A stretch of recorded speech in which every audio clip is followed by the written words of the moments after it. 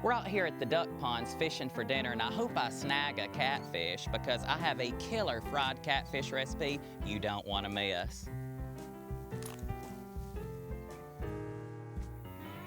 Nothing's biting yet.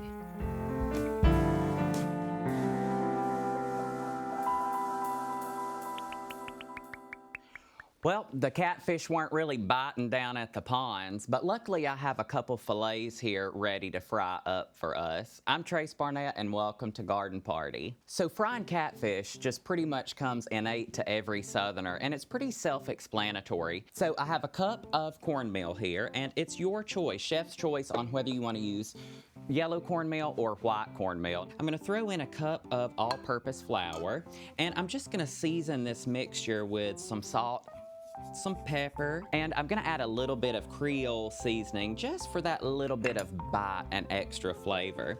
Give that a good stir. We really just want all those dry ingredients to mix together because we don't want our fillet of catfish to have too much Creole seasoning, etc. So just get it evenly distributed throughout the bowl. And I can already tell that I'm really liking how this batter is coming together. It looks like the perfect catfish batter. I'm gonna set that to the back here, and let's get to our fish. So if you're shopping for catfish, shop for ones that are farm raised in the US and preferably from the state that you live in. Today we're using these beautiful farm fresh Alabama catfish here, and I'm gonna lay those on our platter.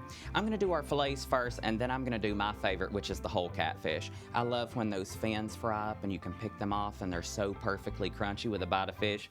It's my favorite.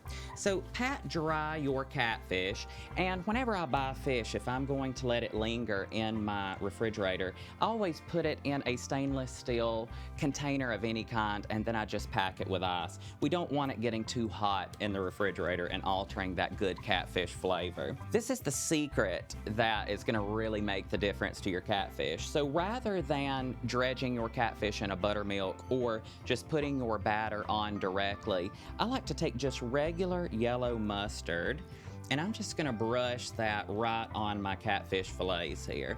Now what the mustard does is it's gonna get that batter really good and bonded to the fish, but it also gives another little unexpected bit of flavor. Whenever you have the opportunity to use something that's flavor packed versus no flavor at all, always go with that little bit of flavor. It really makes a difference at the end of the day. And you know, the best thing is to keep the catfish simple. So no Dijon, nothing fancy, regular old yellow mustard. When you are looking for whole catfish fillets, just make sure that your catfish fillets are sufficiently cleaned. Look inside the cavity there, make sure there's nothing lingering, anything unsightly, anything you're not gonna wanna eat, and make sure that all of the fins are sufficiently cleaned. I've went ahead and washed this catfish before I put it on ice in my refrigerator. And we're gonna do exactly the same that we did with our fillets and take it all the way through the fins because like I said, the fins are the best part.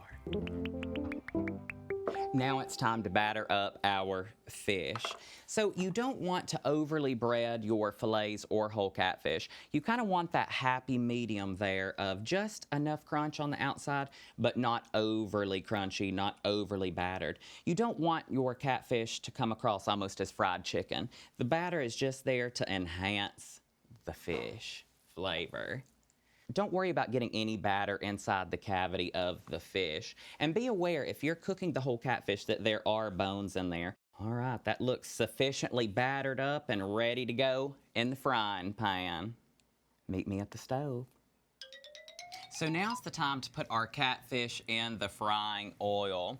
And I've heated my grease just so that fish is ready to go in there and immediately start to sizzle. Like I said, you don't want your fish swimming around in the grease. And you also want to just gently move it when you first put it in there, just to not disturb the batter. Also be sure and lay, whether you're doing a catfish fillet or a whole catfish, just be sure and lay your catfish flat in the pan. I prefer to cook mine in cast iron just simply because it has better heat retention, and it also just cooks a little more evenly. You're probably gonna want to brown your batter on both sides 5 to 7 minutes. This is one of those things that's going to vary depending on what kind of pan that you're using and also the type of stove. And whenever you're frying anything like fish, whatever it may be, it's one of those things you need to stand by your stove and keep watch over. Don't run into the next room while you've got fish on the stove. Now's the time to flip our catfish over. I'm just going to go gently in with a pair of tongs and flip that directly over. And I can see that our batter's really battering on there.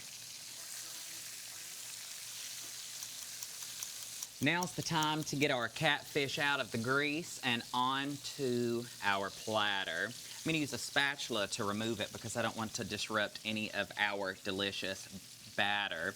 And whatever side is down when you take them out of the skillet, put that face down on whatever you have draining to soak up that grease, and then we'll flip it. I guess I've been frying catfish for as long as I can remember. I've been frying everything as long as I can remember. And I really think simpler is best for catfish, simply because you don't want to overpower the fish with this thick breading. And there's other variations of catfish, of course, like pecan crusted or roasted or broiled. So there's a ton of different ways, but I think the quintessential Southern, especially in Alabama, is fried catfish. All right, let's try this little bit of seafood. I mean, pond food. I think that's more appropriate. You know, here in Alabama, you also can't have any fried catfish without a piece of Vidalia onion, too. So I'm gonna dive right on in. Not gonna waste any time here. Just how you want catfish to taste. The flaky fish on the inside with the crunchy batter on the outside is just like the perfect bite. And if this catfish don't lure all of your friends in, I don't know what will.